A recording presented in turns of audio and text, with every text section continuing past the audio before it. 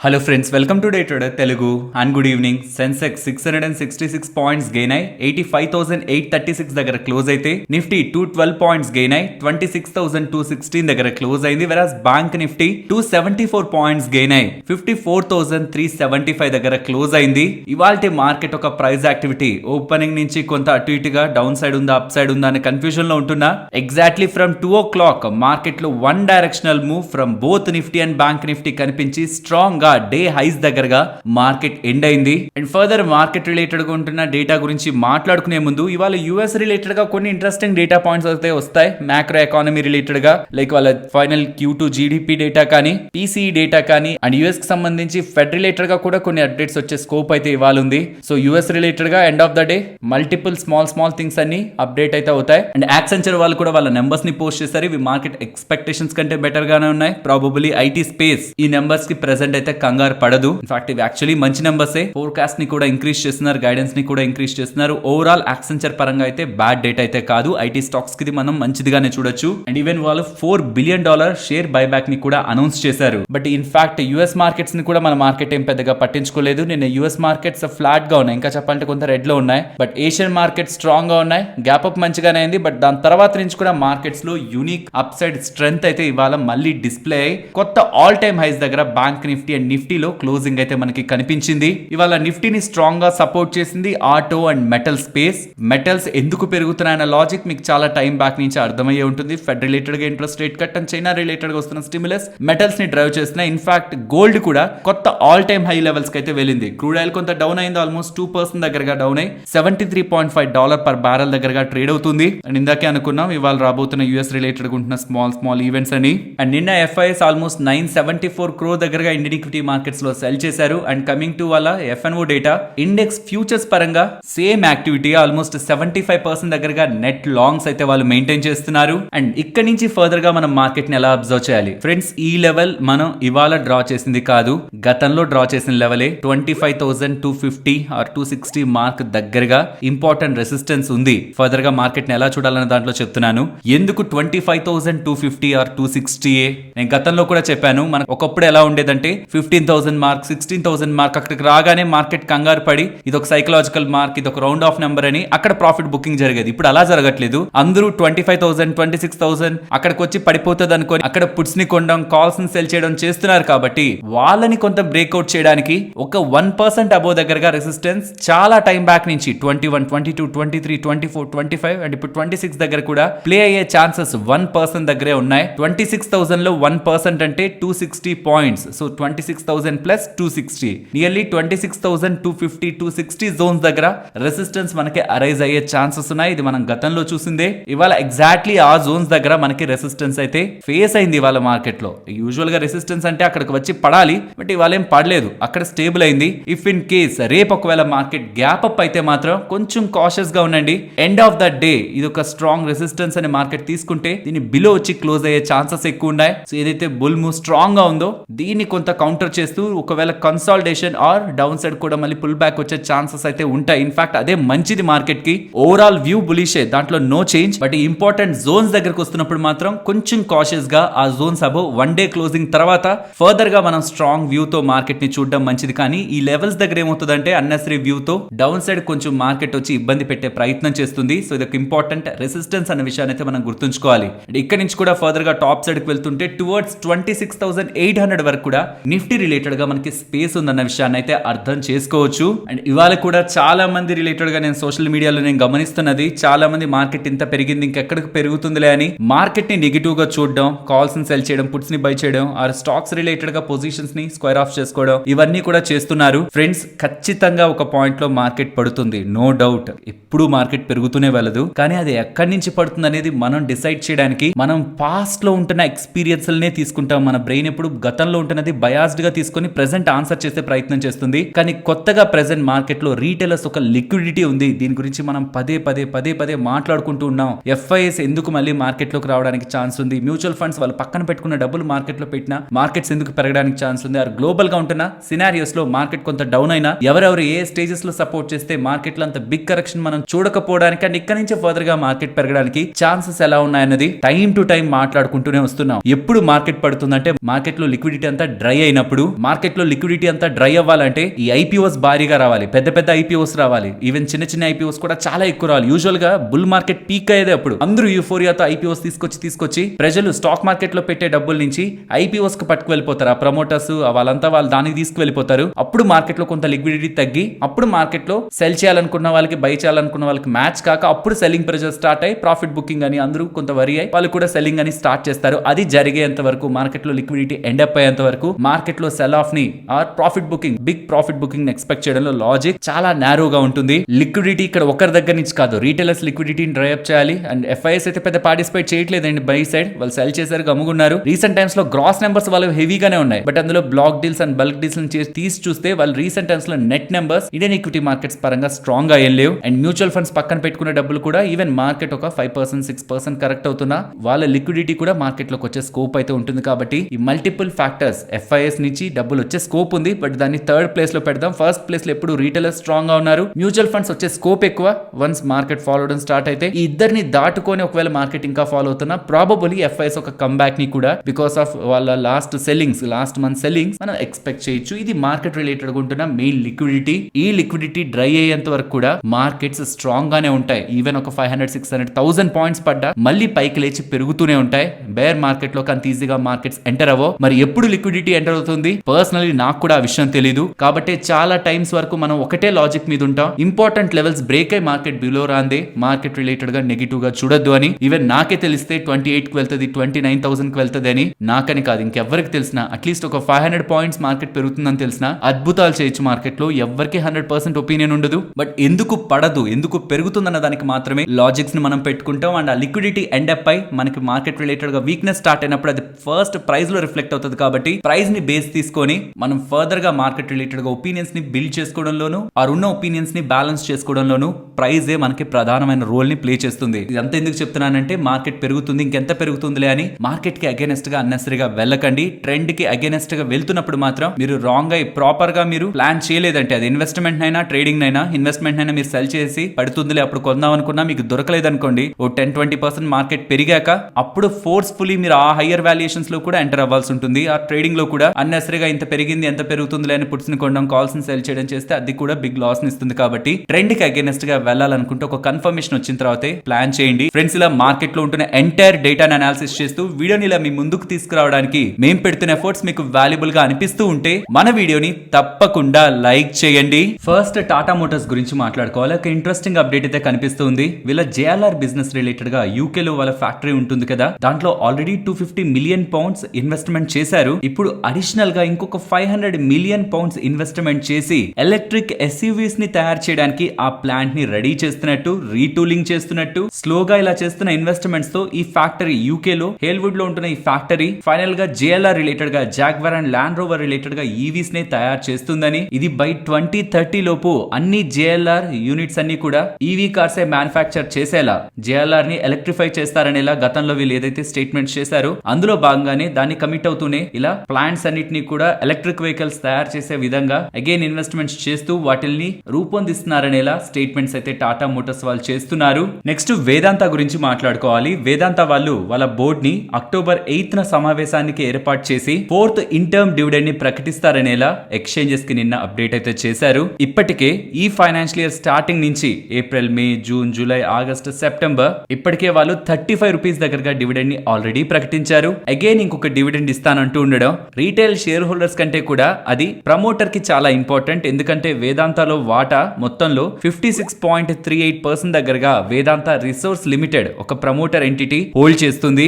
వాళ్ళకి అప్పులు క్లియర్ చేసుకోవడానికి వాళ్ళ రిలేటెడ్ గా ఉంటున్న ఇష్యూస్ ని సార్ట్ అవుట్ చేసుకోవడానికి డబ్బులు కావాలి. కాబట్టి వాళ్ళ అండర్ లో ఉంటున్న ఈ Vedanta company time to time dividends ని పెద్ద మొత్తంలోనే ఇస్తూ ఉంటుంది. అది రీటైల్ షేర్ హోల్డర్స్ కూడా as a part of share holding వాళ్ళకి వెళ్తూ ఉంటుంది. ఫ్రెండ్స్ నేను గతంలో మెటల్ స్టాక్స్ ని మనం ఫోకస్ చేయొచ్చు ఇన్ ద షార్ట్ టర్మ్. ఎప్పుడైతే ఫెడ్ వాళ్ళు వడ్డీ రేట్లని కట్ చేస్తారో గ్లోబల్ గా ఉంటున్న సినారియోస్ లో మెటల్స్ బాగా గెయిన్ అయ్యే స్కోప్ ఉంటుంది ఇన్ ద షార్ట్ టర్మ్ అని ఇక్కడ నుంచి కొన్ని నెలల బ్యాక్ చెప్పినప్పుడు ఏ స్టాక్స్ ని మనం వాచెస్ లో యాడ్ చేసుకోవచ్చు అన్నప్పుడు మెన్షన్ చేసిన stock Vedanta, JSW steel, Tata steel and ఇతర స్పేసెస్ లో లైక్ కాపర్ రిలేటెడ్ గా కానీ జింక్ రిలేటెడ్ గా కానీ ఉంటున్న స్పెసిఫిక్ స్టాక్స్ ని ఫోకస్ చేయాలంటే మాత్రం ఆ సెగ్మెంట్ లో ఉంటున్న డెవలప్మెంట్ అండ్ ఫ్యాక్టర్స్ ని ఎక్కువ ఫోకస్ చేయాలి. ఇవన్నీ కూడా కొంత డైవర్సిఫైడ్ ఫీల్డ్స్. హిందాల్కో కానీ వేదాంత కానీ ఒక మెటల్స్ కాదు మల్టిపుల్ మెటల్స్ రిలేటెడ్ గా ప్లే చేస్తాయి. కాబట్టి ఎంటైర్ మెటల్ స్పేస్ ని త్రూ హిందాల్కో కానీ, వేదాంత కానీ అండ్ గ్లోబల్ గా ఉంటున్న ఈ రికవరీని through steel stocks like JSW steel, Tata steel ద్వారా కానీ మనం యూజువల్ గా ప్లే చేయొచ్చు. Actually Vedanta from promoter side నుంచి అంత మంచి కంపెనీ ఏం కాదు. చాలా time back retail share holder దగ్గర షేర్స్ తీసేసుకోవాలని ప్రయత్నించారు. Definitely red remark. But valuations ప్రకారం, బిజినెస్ ప్రకారం అండ్ ప్రెసెంట్ ఉంటున్న ఆపర్చునిటీస్ ప్రకారం మెటల్ స్పేస్ లో వేదాంతాన్ని అయితే మనం నెగ్లెక్ట్ చేయలేం. నెక్స్ట్ PB ఫిన్టెక్ గురించి మాట్లాడుకోవాలి. మీకు గుర్తుందా, రీసెంట్ టైమ్స్ లో నారాయణ హృదయాలయ వాళ్ళు మేము హాస్పిటల్ బిజినెస్ ని చేసుకుంటూ ఇన్సూరెన్స్ బిజినెస్ లోకి వస్తున్నామని చెప్పారు. తర్వాత అపోలో వాళ్ళు కూడా ఇన్సూరెన్స్ బిజినెస్ లోకి వస్తున్నామని చెప్పారు. సో హాస్పిటల్స్ ఏమో ఇన్సూరెన్స్ బిజినెస్ లోకి వస్తున్నాయి. ఈ ఇన్సూరెన్స్ ని సెల్ చేసి ఈ పాలసీ బజార్ వాళ్ళు హాస్పిటల్ చైన్ నే స్టార్ట్ చేయబోతున్నట్లు అప్డేట్ చేస్తున్నారు. ఎస్, ఈ హెల్త్ కేర్ స్పేస్ లో హాస్పిటల్స్ ని స్టార్ట్ చేసి వాళ్ళ ఓన్ నెట్వర్క్ హాస్పిటల్స్ ని త్వరలోనే స్టార్ట్ చేయబోతున్నట్లు PB ఫిన్టెక్ వాళ్ళు చెప్పారు. ఇలా చెప్పగానే స్టాక్ లో ఇవాళ బిగ్ సెల్లింగ్ ప్రెషర్ కనిపించింది. ఆల్మోస్ట్ 8%, 9% దగ్గరగా స్టాక్ పడిపోయింది. ఎందుకు, హాస్పిటల్స్ పెట్టడం మంచిదే కదా అంటే ఫ్రెండ్స్, రీసెంట్ గా ఈజ్ మై ట్రిప్ కూడా ఇవాళ పెరిగింది. దానికి రీజన్ కూడా మాట్లాడుకుందాం. బట్ ఈజ్ మై ట్రిప్ కానీ ఇతర కంపెనీస్ ఏవైనా స్ట్రాంగ్ గా ఖచ్చితంగా వాళ్ళు వేరే ఫీల్డ్ లోకి వెళ్ళి డైవర్సిఫై చేసి గ్రో అవ్వగలరు అనే కాన్ఫిడెన్స్ ఉందనుకోండి మార్కెట్ కి, డైవర్సిఫై చేస్తున్న ఫీల్డ్ రిలేటెడ్ గా మంచి అవుట్లుక్ ఉందనుకుంటే రివార్డ్ కూడా అలానే కనిపిస్తుంది. బట్ ప్రెసెంట్ ఉంటున్న స్పేస్ లోనే గ్రో అయ్యే స్కోప్ ఉండి ఇంకా దాని రిలేటెడ్ గానే సాచురేషన్ రాక ఇతర ఫీల్డ్ లోకి వెళ్ళిపోతూ ఉంటే వేరే ప్లేయర్స్ వల్ల ఏమైనా కాంపిటీషన్ కారణంగా ఏమైనా బిజినెస్ డ్రాప్ అవుతుందని దీని మీద ఉన్న ఫోకస్ వేరే దాని మీద షిఫ్ట్ చేస్తున్నారా? మరి దీని మీద ఉంటున్న గ్రోత్ మీదే కదా వాల్యుయేషన్స్ ప్రెసెంట్ ఆ స్టాక్ రిలేటెడ్ గా ఉంటాయి. కాబట్టి వేరే దానికి వెళ్తున్నారంటే ఈ బిజినెస్ గ్రో అవుతుందని నమ్మకం లేదా అని ఒక నెగిటివ్ థింగ్స్ కూడా మార్కెట్ లో రైజ్ అవుతుంటాయి. కాబట్టి ఎవరైనా కొత్తది స్టార్ట్ చేస్తున్నారు అనగానే ఆ బిజినెస్ కి సంబంధం లేనిది, బికాస్ చాలా కంపెనీస్ చూడండి, ఏ సెక్టర్ కి సంబంధించిన కంపెనీ అయినా మోస్ట్లీ అదే కోర్ బిజినెస్ లోనే అక్విజిషన్స్ చేస్తుంటాయి. కోర్ బిజినెస్ లోనే వాళ్ళ బిజినెస్ ని ఎక్స్పాండ్ చేస్తుంటారు. కోర్ బిజినెస్ లోనే వేరే కంపెనీని వాటాలో కొనుక్కుంటూ వాళ్ళ బిజినెస్ ని వేరియస్ ఫీల్డ్స్ జియోగ్రఫీస్ లో ఎక్స్పాండ్ చేస్తారు. కానీ కొన్ని కంపెనీస్ సంబంధం లేని ఫీల్డ్స్ లోకి ఎంటర్ అవుతూ ఉంటాయి. అలా ఎంటర్ అవుతున్నప్పుడు మార్కెట్స్ కొన్నిసార్లు పాజిటివ్ గా తీసుకుంటున్నా సర్టెన్ స్టేజ్ లో అది వాళ్ళకి రిజల్ట్స్ ఇవ్వట్లేదు అనిపించినప్పుడు అదే బిగ్ రిస్క్ గా కూడా మారే అవకాశం ఉంది. ఇలా PB వాళ్ళు, పాలసీ బజార్ వాళ్ళు ఈ ఇన్సూరెన్స్ స్పేస్ నుంచి హాస్పిటల్ స్పేస్ మేము మూవ్ అవుతున్నాం, డైవర్సిఫై చేస్తున్నాం అనగానే మార్కెట్ ఫస్ట్ అయితే దాన్ని నెగిటివ్ తీసుకుంది. తర్వాత ఈ కంపెనీకి సంబంధించిన CEO యాషిష్ దయా గారు ఏమేమి ఇమీడియట్ గా వెళ్ళిపోవట్లేదు, ఏమేమి అక్కడ ఇప్పుడే వెళ్ళిపోయి ఏదో చేయాలనుకోవట్లేదు, మాకు ఆ ప్లాన్ ఉంది, ఫర్దర్ గా ఉంటున్న అనౌన్స్మెంట్స్ ని అప్డేట్ చేస్తాం, ఇదేమి ఇమీడియట్ గా రష్ అవ్వట్లేదు మేము అనేలా. అండ్ ఈ హెల్త్ ఇన్సూరెన్స్ రిలేటెడ్ గా కూడా మాట్లాడుతూ చాలా మంది హెల్త్ ఇన్సూరెన్స్ తీసుకోవాలి, హాస్పిటల్స్ మంచిగా క్లెయిమ్స్ ని ప్రొవైడ్ చేయాలి, ఇన్సూరెన్స్ కంపెనీస్ కూడా మంచి ఎన్విరాన్మెంట్ ని మెయింటైన్ చేసి క్లెయిమ్స్ ని త్వరగా సెటిల్ అయ్యేలా చేస్తే ఇన్సూరెన్స్ తీసుకున్న తనకు కూడా నేను ఇన్సూరెన్స్ తీసుకున్నాను, మంచిగా నాకు సెటిల్ అయింది, ఇంకా మా వాళ్ళందరికి కూడా చెప్పొచ్చు అనే ఒక అభిప్రాయం కలుగుతుంది. కాబట్టి ఈ ఎకో సిస్టమ్ ఇంకా ఎవాల్వ్ అయి పేషెంట్స్ కి మంచి సర్వీసెస్ ని ప్రొవైడ్ చేసినప్పుడే మనమంతా కూడా సక్సెస్ అయినట్లని, ఇంకా ఈ సిస్టమ్ బాగా ఎవాల్వ్ అవ్వాలని మేము దానికి ఇంకా ప్రయత్నిస్తామనేలా PB fintech Policybazaar side నుంచి CEO అయితే స్టేట్మెంట్స్ అయితే చేస్తున్నారు. ఫ్రెండ్స్, ఇలా న్యూస్ అప్డేట్స్ ని అనాలిసిస్ చేస్తూ మీ ముందుకి కంటెంట్ తీసుకురావడానికి మేం పెడుతున్న ఎఫర్ట్స్ మీకు వాల్యుబుల్ గా అనిపిస్తూ ఉంటే మన వీడియోని తప్పకుండా లైక్ చేయండి. నెక్స్ట్ గోల్డ్మ్యాన్ సాక్స్ వాళ్ళు ఇక్కడి నుంచి ఏదైనా మార్కెట్ కరెక్ట్ అవుతూ ఉంటే ఈ 20 స్టాక్స్ ని మార్కెట్ లో ఫోకస్డ్ గా ఉంచుకోవాలని, బికాస్ ఇండియా ఇక్కడి నుంచి కమింగ్ టైమ్స్ లో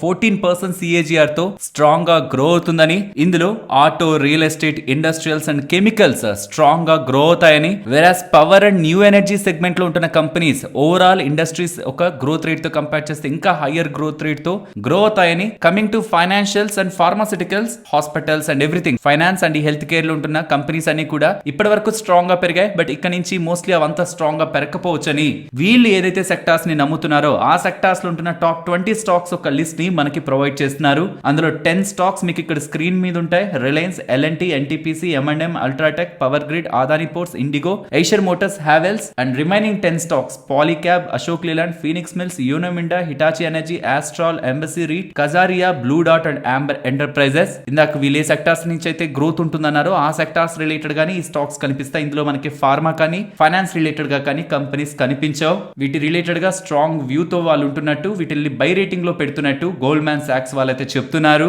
నెక్స్ట్ జెన్ టెక్నాలజీస్ గురించి మాట్లాడుకోవాలి. జెన్ టెక్నాలజీస్ వాళ్ళు remote controlled weapons and surveillance system ని ఇండియన్ డిఫెన్స్ వాళ్ళకి అనుగుణంగా తయారు చేసి లాంచ్ చేస్తున్నట్లు అప్డేట్స్ అయితే చేస్తున్నారు. ఫ్రెండ్స్, కొంచెం జాగ్రత్తగా ఫోకస్ చేయాలి జెన్ టెక్నాలజీస్ ని, బికాస్ లాస్ట్ 2 months లో ఐ థింక్ న్యూగా వాళ్ళు కొత్తగా 8 న్యూ మోడర్న్ మిలిటరీ ఎక్విప్మెంట్స్ ని లాంచ్ చేశారు. ఇవి ఇమీడియట్ గా మీకు రెవెన్యూస్ లో కనిపించకపోవచ్చు, బట్ కొత్తగా డిజైన్ చేసినవి ఏంటంటే యూజ్ ఉన్నాయనుకోండి బాగా, వాటి రిలేటెడ్ గా ఆర్డర్స్ కమింగ్ టైమ్స్ లో మనకు కనిపిస్తాయి. సో ఎప్పుడైనా ఒక ప్రొడక్ట్ లాంచ్ అవ్వగానే దానికి ఆర్డర్స్ ఏం వచ్చాయి, రెవెన్యూస్ లో ఏం కనిపించదు, మార్జిన్స్, ప్రాఫిటబిలిటీ ఏం డిస్ప్లే కాదు. కానీ ఆ ప్రొడక్ట్ బాగుంది అనుకోండి, అది సాఫ్ట్వేర్ కంపెనీకైనా వీళ్ళకైనా ఎవరికైనా ఒక ప్రొడక్ట్ బాగుందంటే సాఫ్ట్వేర్ సైడ్ నుంచి ఉంటున్న ప్రొడక్ట్ అయినా, సాస్ అయినా, లేకపోతే ఇక్కడ హార్డ్వేర్ రిలేటెడ్ గా ఉంటున్న, మిలిటరీ రిలేటెడ్ గా ఉంటున్న ప్రొడక్ట్స్ అయినా, ఎక్విప్మెంట్స్ అయినా వన్స్ బాగున్నాయంటే మార్కెట్ ఫస్ట్ ఎగ్జైట్ అవుతుంది. ఎందుకంటే వీటి రిలేటెడ్ గా ఆర్డర్స్ వస్తాయి, తర్వాత రెవెన్యూ పెరుగుతుంది, మార్జిన్స్ ప్రాఫిటబిలిటీ ఇంప్రూవ్ అవుతుందని ఎక్స్పెక్టేషన్స్ ఉంటాయి. ఇలా జెన్వాల్ రీసెంట్ గా లాస్ట్ 2 months లో 8 న్యూ మోడర్న్ మిలిటరీ ఎక్విప్మెంట్ ని లాంచ్ చేశారన్న విషయాన్ని అయితే మనం అండర్లైన్ చేసుకోవాలి.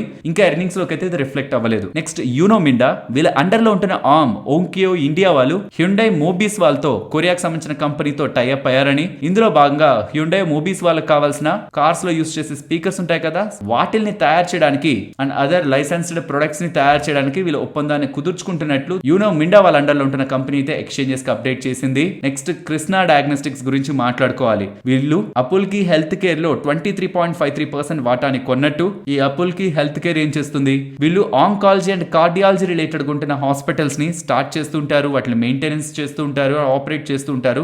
సో అలాంటి హెల్త్ కేర్ నెట్వర్క్ లో ఉంటున్న కంపెనీలో ఈ అపుల్కి హెల్త్ కేర్ లో 23.53% వాటాని కొన్నట్టు. దానికి సంబంధించిన డయాగ్నోస్టిక్ సర్వీసెస్ ని కూడా కృష్ణా వాళ్ళు ఇప్పుడు యాక్సెస్ చేసుకోగలరని ఇలా ఎక్స్చేంజెస్ కి అయితే అప్డేట్ చేస్తున్నారు. Next EaseMyTrip or Easy Trip Planners గురించి మాట్లాడుకోవాలి. నిన్న వీళ్ళ ప్రమోటర్ నిశాంత్ పిటి గారు 8.5% వాటాను అమ్ముంటారు అని మార్కెట్ లో ఎక్స్పెక్టేషన్స్ ఉన్నాయి కదా, కానీ అసలుగా అమ్మింది 14%, 8.5% కాదు, డైరెక్ట్ గా 14% వాటాను అయితే అమ్మారు. ప్రాబబుల్ అందుకే అనుకుంటా నిన్న మార్కెట్ అంత సీరియస్ గా అయితే డౌన్ అయింది. రీసెంట్ గా వాళ్ళు వేరియస్ బిజినెస్ లోకి అయితే డైవర్సిఫై అయ్యారు అండ్ ప్యారలల్ గా ప్రమోటర్ పెద్ద మొత్తంలో వాటాను అయితే ఎగ్జిట్ అయ్యే ప్రయత్నం చేశారు. అండ్ ప్రాబబుల్లీ వాళ్ళ స్టాక్ రిలేటెడ్ గా కొంత రికవరీ అయితే కనిపించింది. బట్ ప్రమోటర్ ఇంత పెద్ద స్టేక్ ఒకేసారి ఎగ్జిట్ అవుతూ ఉండడం ఇన్వెస్టర్స్ ని కొంత కలవరం అయితే పరుస్తుంది. ఎందుకు ఇంత సడన్ గా రీసెంట్ గా డైవర్సిఫికేషన్ చేస్తున్నామని ప్రమోటర్ ఎగ్జిట్ అవుతున్నారని ప్రాబబుల్లీ దీని గురించి మేనేజ్మెంట్ క్లారిఫికేషన్ ఇస్తే బాగుంటుంది. ఫ్రెండ్స్, రేపు ఈ స్టాక్స్ ని కొంత జాగ్రత్తగా అబ్జర్వ్ చేయండి. ఎందుకంటే రేపు ఈ అన్ని స్టాక్స్ రిలేటెడ్ గా ఇండెక్స్ లో ఇంక్లూజన్ ఉంది, ఎక్స్క్లూజన్ ఉంది అండ్ వెయిట్స్ తగ్గడం పెరగడం ఇదంతా ఉంది. ఇంక్లూజన్ అంటే ఏంటి, నిఫ్టీ ఇండెక్స్ లో కానీ ఆర్ ఇంకేదైనా ఇతర ఇండెక్స్ లో కానీ ఫస్ట్ టైం ఆ స్టాక్ రావడం.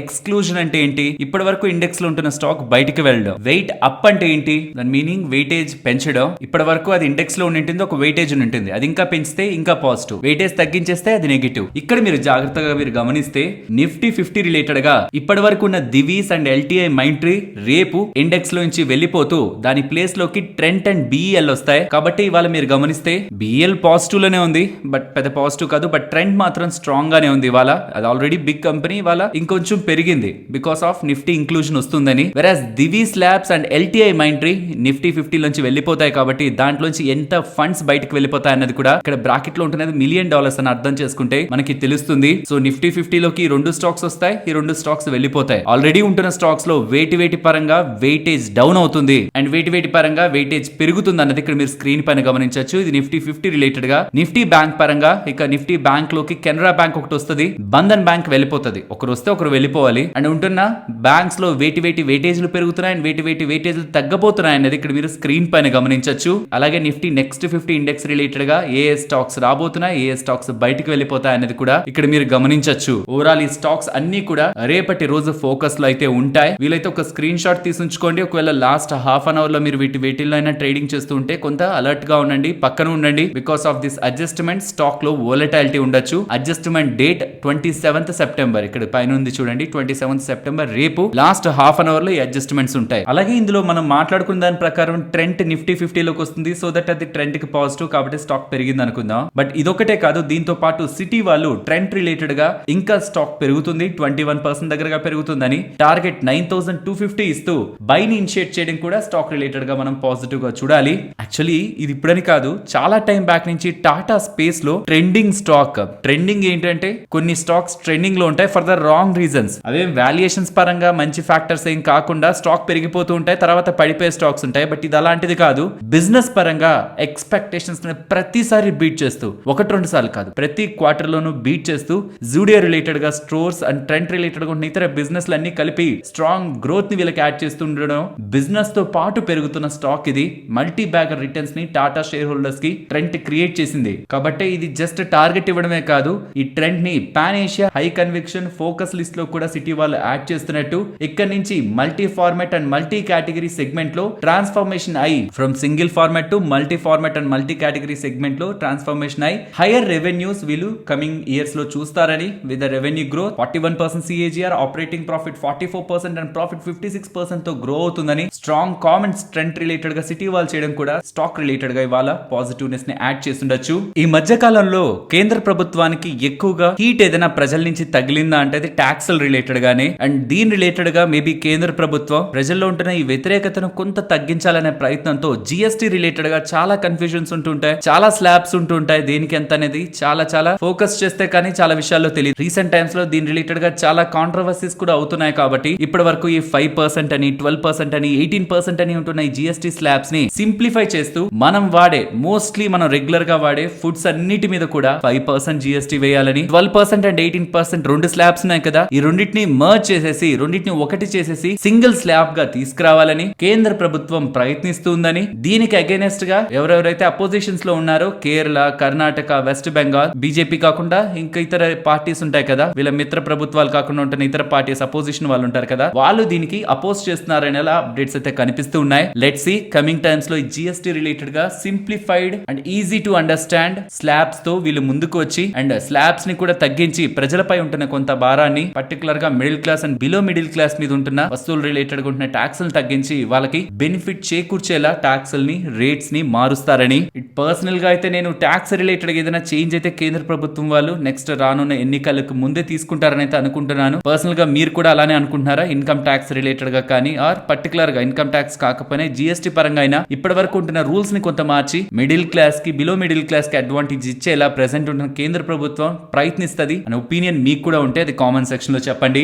నెక్స్ట్ రమేష్ దమానీ గారి ఇంటర్వ్యూ ఇవాళ సిఎన్బిసికి ఇస్తున్న ఇంటర్వ్యూని చూస్తే తన రిలేటెడ్ ఉంటున్న ఎక్స్పీరియన్స్ తో కొన్ని ఇంట్రెస్టింగ్ స్టేట్మెంట్స్ అయితే చేస్తున్నారు. రమేష్ దమానీ గారు ఒక ఫేమస్ ఇన్వెస్టర్, తను మార్కెట్ ప్రెసెంట్ ఉంటున్న ఎన్విరాన్మెంట్ అనాలిసిస్ చేస్తున్నారు. అది నేను మీకు ఇప్పుడు షేర్ చేస్తాను. యాక్చువల్లీ మార్కెట్ గురించి అనాలిసిస్ చేసే ముందు రీటైలర్స్ ఎఫ్ఎన్ఓలో భారీ మొత్తంలో నష్టపోతున్నారని రీసెంట్ గా సెబీ వాళ్ళు రిపోర్ట్ ని రిలీజ్ చేశారు కదా, అది తనకి బాధాకరంగా ఉందని, రీటైలర్స్ ఎఫ్ఎన్ఓలో నష్టపోవడం మంచిది కాదని తను చెప్తూ ఇది కొంత ఇంట్రెస్టింగ్ గా ఉంటుంది, కొంత జాగ్రత్తగా అర్థం చేసుకోండి.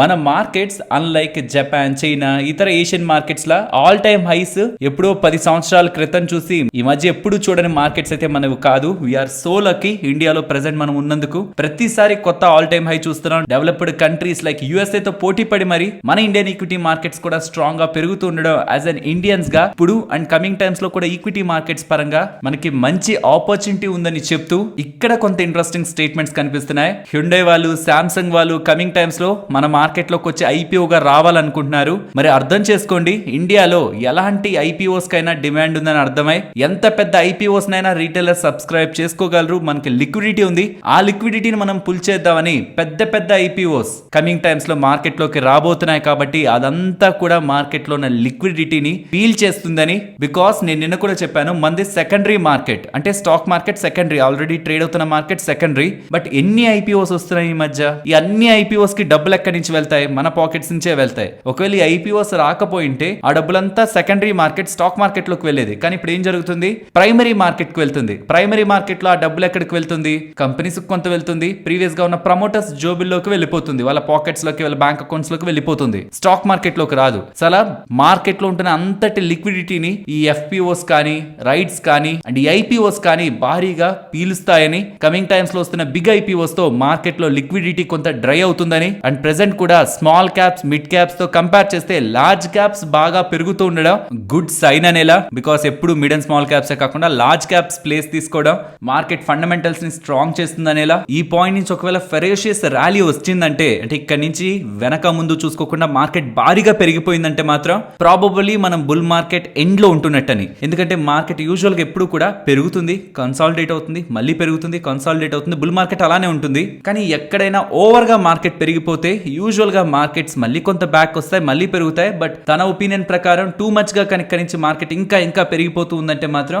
అది బుల్ మార్కెట్ ఒక ఎండ్ సిగ్నల్ అనేలా తను భావిస్తున్నారని అప్డేట్స్ చేస్తూ, స్టిల్ ఇంకా కూడా పిఎస్యూస్ పబ్లిక్ సెక్టర్ అండర్టేకింగ్స్ లో మంచి రన్ ఉండే ఛాన్సెస్ ఉన్నాయని, oil and gas, engineering, construction space లో పిఎస్యూ స్టాక్స్ మళ్ళీ చెప్తున్నారు, గవర్నమెంట్ స్టాక్స్ గురించే మాట్లాడుతున్నారు. వాటిలో స్టిల్ ఇంకా మంచి గ్రోత్ ఉండే స్కోప్ ఉంటుందని, next 10 years no doubt Indian stocks కి, కంపెనీ ఓనర్స్ కి, ఎవరైతే ఇన్వెస్టర్స్ ఉన్నారో వాళ్ళందరికీ కూడా మంచి టైం అని, ఇన్వెస్ట్మెంట్ రిలేటెడ్ గా మాత్రం compounding journey Indian story related గా స్ట్రాంగ్ గా ఉంటుందనే పాజిటివ్ కామెంట్స్ ఇన్వెస్టర్స్ పరంగా చేస్తూ ఉన్నారు. ఫ్రెండ్స్, సెడెస్కో వాళ్ళు ఇండియాకి సంబంధించిన డ్రగ్ రెగ్యులేటర్ వీళ్ళు మనం కామన్ గా వాడే టాబ్లెట్స్ ఉంటాయి కదా, టాబ్లెట్స్ కానీ మెడిసిన్స్ కానీ ఇవన్నీ ఉంటాయి కదా, కామన్ గా వాడేవి, మళ్ళీ రేర్ కండిషన్స్ కి ఇచ్చేవి కాదు. కామన్ గా మనం వాడే పారాసెటమాల్ కానీ, యాంటీబయాటిక్ యాంటీబయాటిక్స్ కానీ వీటి రిలేటెడ్ గా చేస్తున్న స్టడీలో ఆల్మోస్ట్ 50 దగ్గరగా మనం కామన్ గా వాడే మెడిసిన్స్ క్వాలిటీ స్టాండర్డ్స్ ని మీట్ అవ్వట్లేదని, వెరాస్ అబ్రాడ్ కానీ వేరే వేరే కంట్రీస్ కానీ పంపిస్తున్న వాటి రిలేటెడ్ గా మీరు గమనిస్తూ ఉంటారు. రెగ్యులర్ గా యూఎస్ FDA వాళ్ళు చెకింగ్ చేస్తూ ఉంటారు. క్వాలిటీలు సరిగ్గా లేకపోయినా, ప్లాంట్ సరిగ్గా లేకపోయినా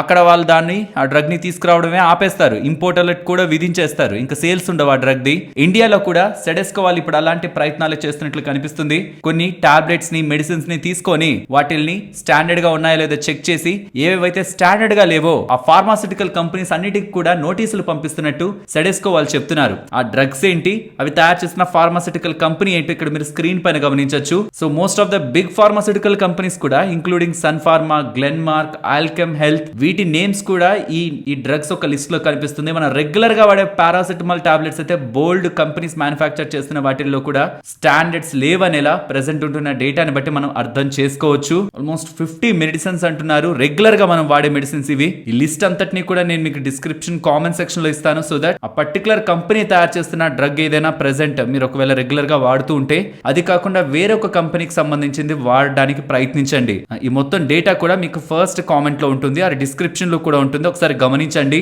నెక్స్ట్ ఓలా ఎలక్ట్రిక్ గురించి మాట్లాడుకోవాలి. ఈ మధ్య కాలంలో ఓలా ఎలక్ట్రిక్ వాళ్ళ సర్వీస్ గురించి గత కొద్ది నెలల నుంచి నిరసనలు అయితే వ్యక్తమవుతున్నాయి కదా. చాలా వినూత్నంగా ఇది కొంటున్న వాళ్ళు సర్వీస్ బాగాలేదని, అదే స్కూటర్ మీద ఓలా సర్వీస్ బాగాలేదు, కొనకండి స్కూటర్స్ అనేలా, అండ్ ఒకరైతే ఏకంగా సర్వీస్ సెంటర్ ని ధ్వంసం చేసేందుకు ప్రయత్నించారు. ఇలా చాలా చాలా చోట్ల ఓలా ఎలక్ట్రిక్ వాళ్ళ సర్వీస్ బాగాలేదనే మౌత్ టాక్ ఎప్పుడైతే పబ్లిక్ లోకి వెళ్తూ ఉందో ఖచ్చితంగా బ్రాండ్ ఇమేజ్ డ్యామేజ్ అవుతుంది. ఓలా 150 దగ్గరగా ట్రేడ్ అవుతున్నప్పుడు కూడా ఓలా వాళ్ళ సేల్స్ బాగానే ఉన్నాయి కానీ సర్వీస్ రిలేటెడ్ గానే నెగిటివ్ ఉంది, మీ కామెంట్స్ ని కూడా షేర్ చేయండి అన్నప్పుడు చాలా వరకు మన వాళ్ళు ఓలా సర్వీస్ వీక్ గా ఉందనేలానే చెప్పారు. ప్రాబబుల్లీ దీన్ని అడ్రస్ చేయడానికి ఓలా ఎలక్ట్రిక్ వాళ్ళు 10,000 దగ్గరగా కొత్త పార్ట్నర్స్ ని ఆన్ బోర్డ్ చేసుకుంటున్నట్టు by end of 2025 will entire sales ని and most important service network ని కూడా ఇండియాలో ఇంప్రూవ్ చేసుకుంటారనేలా ఓలా ఎలక్ట్రిక్ వాళ్ళు చెప్తున్నారు. బట్ 2025 ఎండ్ అంటే టూ మచ్ డిలే అవుతున్నట్టు, బికాస్ ఇతర ప్లేయర్స్ కూడా ఆల్రెడీ ఎక్స్పాండ్ చేస్తూ ఉంటారు కాబట్టి ఈ లోపు వచ్చే brand image, negative brand image recovery కష్టం అయితే అవుతుంది. ప్రెసెంట్ కొంచెం ఎఫెక్టివ్ గా సర్వీసులు అందిస్తుంటేనే బ్రాండ్ ఇమేజ్ మెయింటైన్ అవుతుంది. ఈ మధ్య కాలంలో SME IPOs రిలేటెడ్ గా ఏ IPOs వచ్చినా మార్కెట్ లో మంచి జోష్ తో లిస్ట్ అయిపోవడం, రీటైలర్స్ అందరూ ఓవర్ సబ్స్క్రైబ్ అయిపోవడం, ముందు వెనక చూసుకోకుండా అసలు వాళ్ళు ఏం బిజినెస్ చేస్తున్నారో కూడా చూసుకోకుండా అప్లై చేసేస్తూ ఉండడం. సెబీ వాళ్ళు NSE ని, BSE ని SME IPOs రిలేటెడ్ గా వస్తున్న లిస్టింగ్స్ ని కొంచెం టైటన్ చేయండి, మనం చూసి చూడనట్లు వదిలేస్తుంటే పిచ్చి పిచ్చివన్నీ వచ్చేస్తున్నాయి, మీరు కొంచెం జాగ్రత్తగా చూసి వాటి రిలేటెడ్ గా ఏమైనా ఇష్యూస్ ఉంటే మర్చెంట్ బ్యాంకర్స్ వాటిని సరిగ్గా చూసుకోకుండా ఇంటెన్షనల్ గా అయినా సరే పుష్ చేయాలని ప్రయత్నం చేస్తుంటే యాజ్ అన్ ఎక్స్చేంజ్ గా మీరు ఆపడానికి ప్రయత్నించండి అని సెబీ వాళ్ళు చెప్తున్నారు. సెబీ వాళ్ళు రీసెంట్ గా కూడా 12 మర్చెంట్ బ్యాంకర్స్ ఎవరెవరైతే SME IPOs ని మార్కెట్ లో పుష్ చేస్తున్నారో, ఇంటెన్షనల్ గా రాంగ్ గా ఉన్న పుష్ చేస్తున్నారో వాటి రిలేటెడ్ గా ఇన్వెస్టిగేషన్ చేస్తున్నట్లు కూడా అప్డేట్ చేశారు. అండ్ ఇప్పుడు ఎక్స్చేంజెస్ కూడా ఈ SME IPOs రిలేటెడ్ గా టైట్ నార్మ్స్ ని పెట్టండి అనేలా సజెషన్స్ అయితే చేస్తున్నారు. అండ్ నెక్స్ట్ ఇవాళ ఆటో స్పేస్ ఇంత స్ట్రాంగ్ గా పెరిగింది కదా, దీనికి ప్రధానంగా 2 రీజన్స్ కనిపిస్తున్నాయి. ఒకటి హ్యుండై IPO రాబోతుంది, సో ఆటోమేటిక్ గా వాల్యుయేషన్స్ అన్ని కొంత రీరేట్ అవుతాయి ఎక్స్పెక్టేషన్స్, ఓవరాల్ ఆటో స్టాక్స్ పెరుగుండొచ్చు. ఇండివిజువల్ గా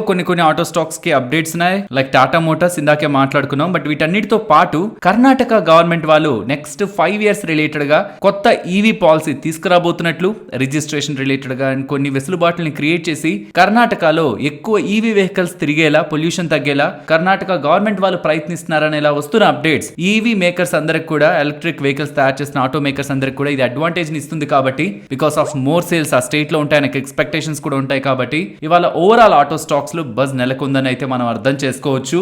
మీకు అనిపించవచ్చు కొన్ని మేకర్స్ ఇంకా EV స్పేస్ లోకి రాలేదు కదా, లైక్ మారుతి సుజుకి వాళ్ళేమి ఇప్పుడు ఇంకా యాక్టివ్ గా ఈవీలో లేరు కదా అని. బట్ వాళ్ళ ప్లాన్స్ అయితే ఉన్నాయి ఈవీలోకి రావడానికి. కమింగ్ టైమ్స్ లో వాళ్ళు లాంచ్ కూడా చేస్తారు. ఆటోమేటిక్ గా వాళ్ళకి మంచి డీలర్షిప్ నెట్వర్క్ ఉంది కాబట్టి వన్స్ మోడల్ లాంచ్ చేయడమే ఆటోమేటిక్ గా మార్కెట్ షేర్ గ్రాబింగ్ అనేది అక్కడ దొరుకుతుంది. సో కాబట్టి మోర్ ఆర్ లెస్ టైం ఒకటే డిఫరెన్స్, అందరూ కూడా ఈవీ రేస్ లో ఉన్నారు. నెక్స్ట్ నిఫ్టీ అలాగే bank Nifty support and resistance ఇవాళ ఫేస్ చేసిన లెవెల్ ఉంది చూసారా, అది ఇంపార్టెంట్ రెసిస్టెన్స్. నేను మీకు పొజిషనల్ కూడా చూపించాను, అది ఇంపార్టెంట్ రెసిస్టెన్స్ 25,260 అరౌండ్ ఉంటుంది ఇంపార్టెంట్ రెసిస్టెన్స్. ఇది క్రాస్ అవ్వాలి మార్కెట్, ఇది క్రాస్ అయితే 26,340 నెక్స్ట్ లెవెల్ ఆఫ్ రెసిస్టెన్స్ గా గమనించవచ్చు. అండ్ ఇక్కడ నుంచి డౌన్ సైడ్ 26,140 అబిలో 26,50.